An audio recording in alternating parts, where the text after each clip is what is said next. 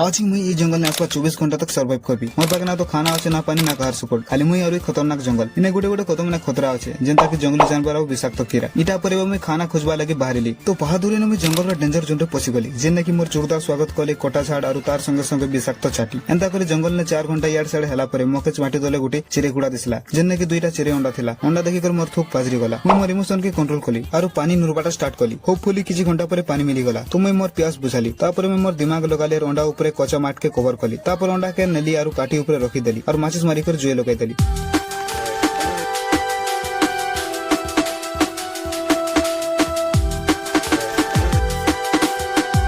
तापर मैं बसी कर किसी समय वेट कली तो अंडा सीझवा तक तुम मैंने वीडियो को लाइक करो और चैनल को सब्सक्राइब करो। पाखापाखि 10 मिनिट तक सीझाला पर अंडा के जुएनु काढली। अंडा खूब गरम थिला तुम्हें गली और पानी बुतराली तापर अंडा के फटाली।